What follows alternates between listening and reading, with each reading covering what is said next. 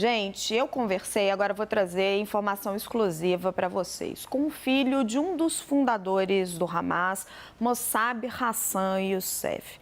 Youssef rompeu com a sua família para denunciar os crimes cometidos pelo grupo depois de se tornar um informante de Israel. Ele fez parte da Shin Bet, que é a polícia secreta de Israel. O codinome dele era Príncipe Verde. Eu vou destacar para vocês alguns trechos dessa entrevista. O primeiro trecho. Ele disse que o presidente Lula comete um erro ao comparar as ações de Israel em Gaza aos atos terroristas do Hamas. Vamos assistir. Youssef, você disse que está aqui porque a sociedade brasileira precisa entender que o Hamas não luta pela causa palestina. O presidente Lula entende isso? I think the head of the state, the Brazilian president, is mistaken when he compares Hamas to Israel. How can you make the comparison? You're a president of a 200 million nation. You have responsibility. You cannot be acting emotional just like the sheep in the street. You're in a position of leadership. Comes with that responsibility. Before a president of a nation, of a country, compare a democratic system, the only democracy, true democracy in the Middle East that has in it Arabs, Christians, Muslims, Jews, all type of ethnicities live under civil constitution. To compare it to a savage group that is barbaric, that does not believe in order, believe only in chaos, in destruction, was born to destroy, not to build, not to create. We cannot compare both. To say, oh, Hamas violence and Israel violence. No. Hamas attack is a savage attack, it's a genocide. This is the second point for the Brazilian people need to understand, regardless of the position of the politicians in Brazil. That the Brazilian people, and I have lots of faith in the Brazilian people. I met so many throughout my travel, and I love Brazil. I love the Brazilian people. This is my message to the people, to understand that Hamas is a savage group. It's not a national group. Second, their attack on October 7th against Israel was not just, it was not a war or violence or terrorism. Hamas attack was a genocide.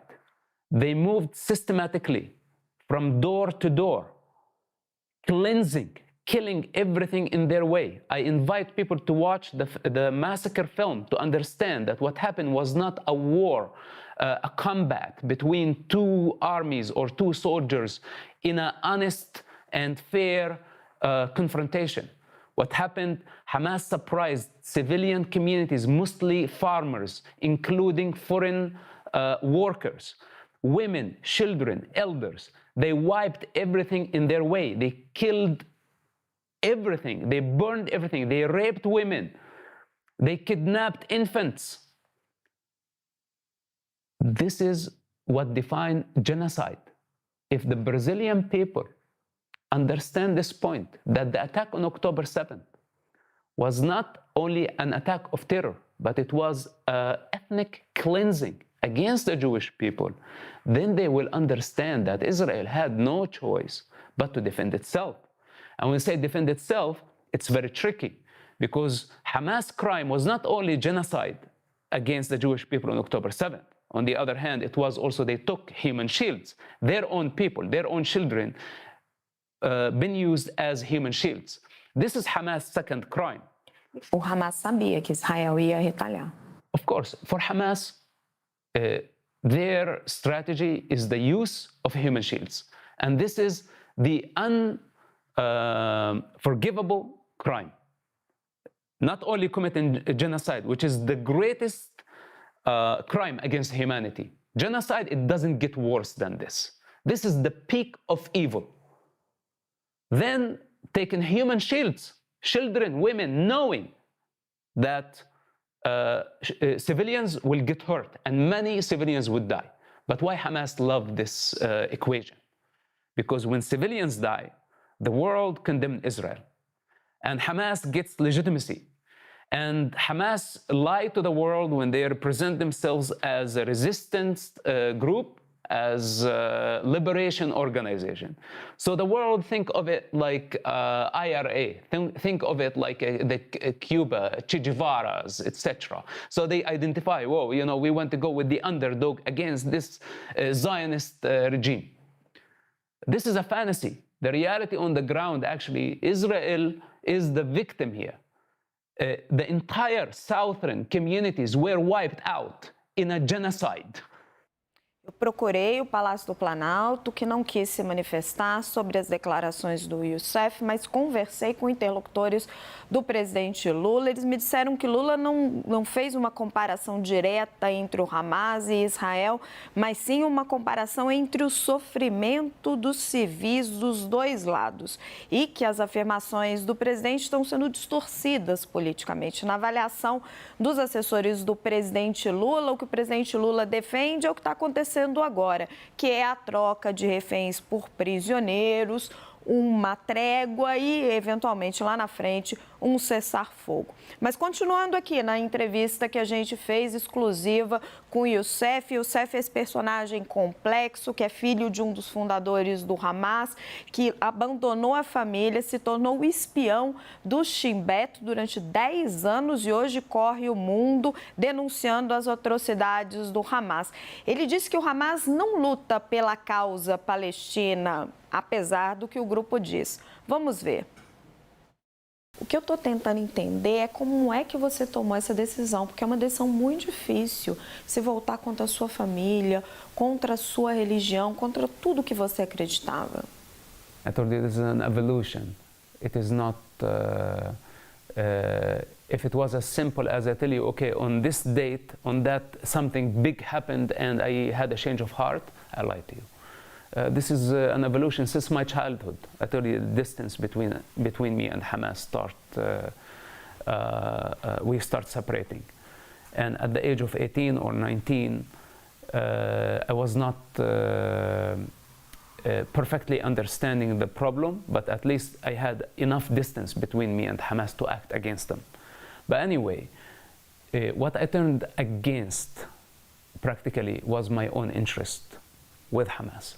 Because Hamas gave me prestige, Hamas gave me power, my father gave me authority, he gave me status in that society, they gave me future, they gave me security, they gave me money, they gave me everything.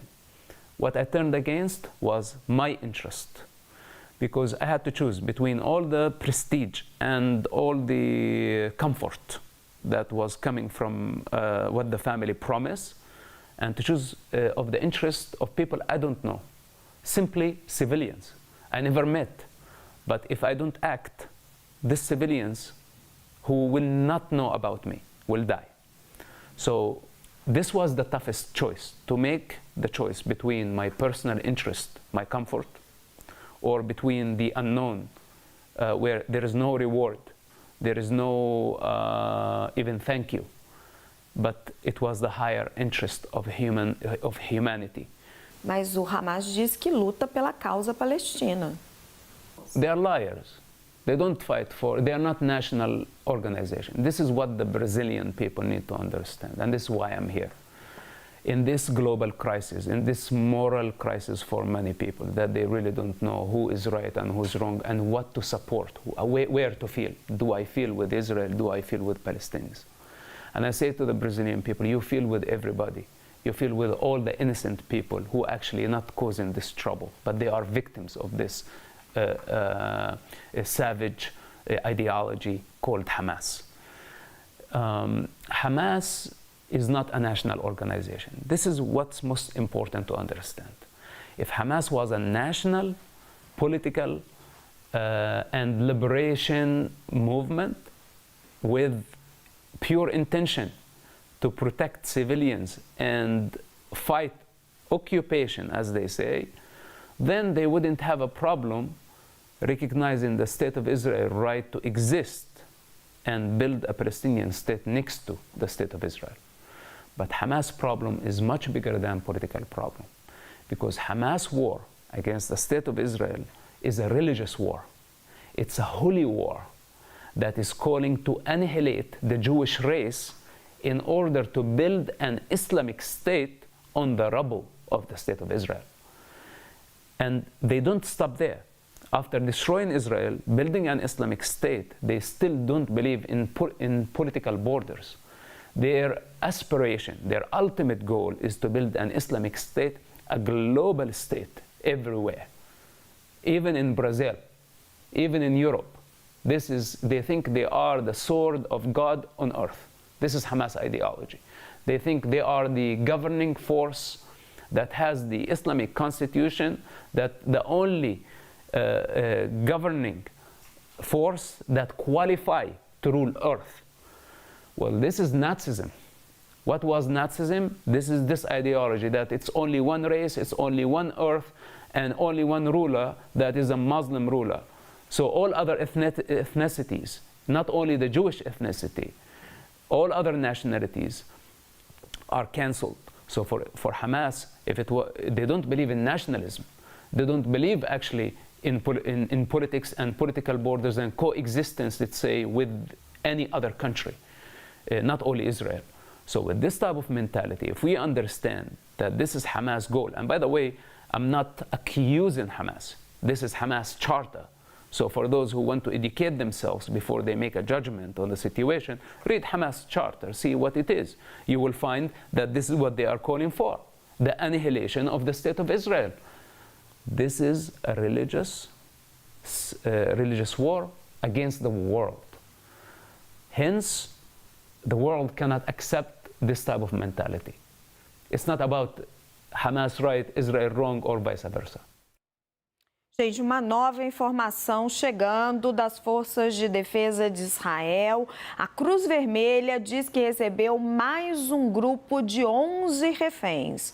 Essa é a quarta leva de civis soltos pelo Hamas como parte do acordo com Israel. Até ontem, 58 reféns haviam sido liberados, entre eles 39. Perdão, estou corrigindo, estou vendo aqui a informação certinha. Então, Israel, Cruz Vermelha recebeu 11 reféns. Essa é a quarta leva de civis soltos pelo Hamas, parte do acordo com Israel. O Catar confirmou que o acordo foi renovado hoje, que a trégua deve durar mais 2 dias, começando a partir de agora. Então, as imagens que estão chegando agora e a informação que chega agora de que a Cruz Vermelha recebeu o grupo de 11 reféns que foram soltos pelo Hamas. Voltando aqui para a nossa entrevista exclusiva, mais um trechinho para vocês. O Youssef afirmou que enquanto houver a ideia de violência atrelada à criação de um Estado único, o único caminho seria a autodestruição. Vamos assistir, ele fala um pouquinho dessa trégua. Qual é o futuro que você enxerga para o seu povo?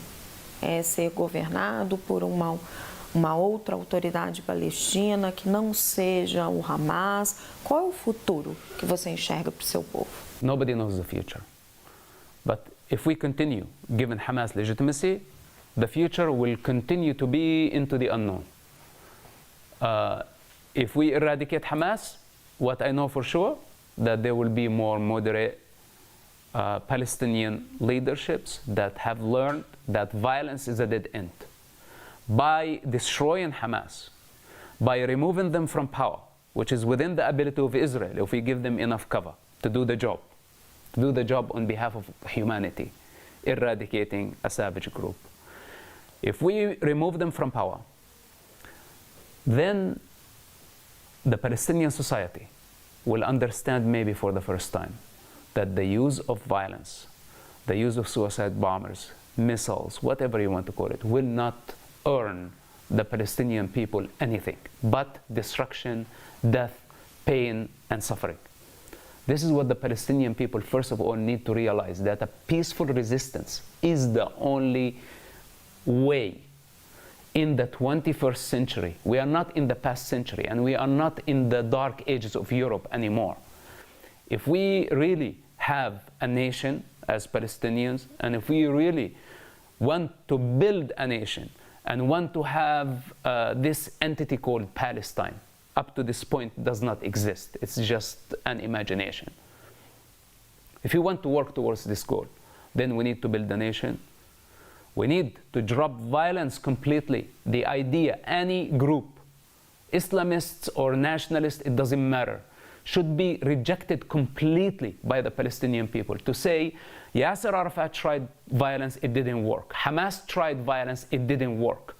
Violence will not lead the Palestinian people to achieve any of their goals. If they have this power to drop the idea of violence, then I think there is a great future for the Palestinian people. But as long as they still adapt the idea of killing Jews as a way to build a Palestinian state, I am afraid that they will never achieve their goal. They will achieve only one thing: self-destruction. Olha que profundo que ele está falando, né? Que se os palestinos continuarem com a ideia de usar a violência como arma, eles só vão chegar na autodestruição. Essa foi uma entrevista longa, de quase 40 minutos. A íntegra está no nosso site. Eu vou trazer mais um trechinho para vocês. Ele falou dessa trégua que está acontecendo agora. E o Youssef disse que, apesar da trégua no conflito, o caminho para a paz ainda está muito longe. Assistam.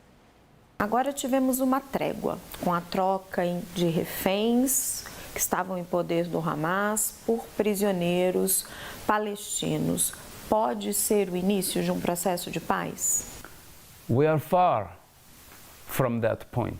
Unfortunately, we are still in the midst of a war because Hamas is not eradicated. This is the fourth war between Israel and Hamas, and the fifth war between Gaza and Israel, because also Islamic Jihad and other militias launch attacks against Israel. And what I personally learned from the previous wars, that every time Hamas launch an attack against Israel, Israel retaliates. Hamas use human shields, civilians die, the world condemns Israel. And this is how Hamas think they win, by cornering Israel, by delegitimizing the state of Israel on a global level, by showing Israel that Israel is a violent state. And the world tend to blame Israel, and Hamas knows the outcome, that everybody will blame Israel, nobody would blame Hamas for this. And this is Hamas' game. So the first war, they did this. After the war, they gained power and money. The second war, same game. And Hamas kept growing. And now with every ceasefire, they get legitimacy. Because democracy should never negotiate with savages and terrorists, for a reason. Because savages and terrorists don't negotiate. They don't believe in dialogue. They don't believe in the other. They don't believe in diversity. They want it to be only one-way ticket to hell. So with that said, democracy that believe in the other, in the democratic process, don't sit down and negotiate with terrorists. The moment democracies bend like this, like now Israel under the pressure of the international community, of the United States, United Nations, had to compromise and had to negotiate with Hamas. Hamas' biggest victory today is legitimacy. They got legitimacy. They became a legitimate counterpart across the table from a democratic system. So they became equal, meaning that their violence is validated, and this is how Hamas wins. And if this continue like this, a year from now or 2 years from now, Hamas will be 1,000 times stronger, and their next attack, their next war against Israel will be much deadlier. So the world need to choose. Do they want just to take a pill and escape reality? Or do we want to take responsibility and say, wait a second, eradicating Hamas, priority number one. And we don't stop. We should fight united. All democracies, including Brazil, give Israel as a democratic model, not only as a Jewish state, but as a democratic model in the Middle East, to support this model against savages and having priority to eradicate a savage, terrorist, Islamist, ISIS, whatever you want to call them, that they are threatening the global security. Once we eradicate this group, and I think it is going to take a lot longer than people thinking, the truce now brought 50 hostages back to their families, and this is a victory for humanity. But also it's a victory for Hamas, because Hamas got legitimacy out of this. But when we choose between humanity and we choose of the inflation of a savage ego, it's okay, we can choose between humanity for now. But this is just a small pause. And my recommendation, as someone who knows Hamas very well, and someone who knows Israel very well, my recommendation that Israel must hit Hamas 1,000 times harder after this pause of fire, because we have no other option but to eradicate the savages. If we don't eradicate them, this war, this time, we are going to pay a much higher price tomorrow. Gente, essa foi uma entrevista delicadíssima com esse personagem tão instigante. Fica meu agradecimento aqui também à nossa editora, Derla Cardoso, que me ajudou aí a separar as sonoras e a preparar esse material para vocês.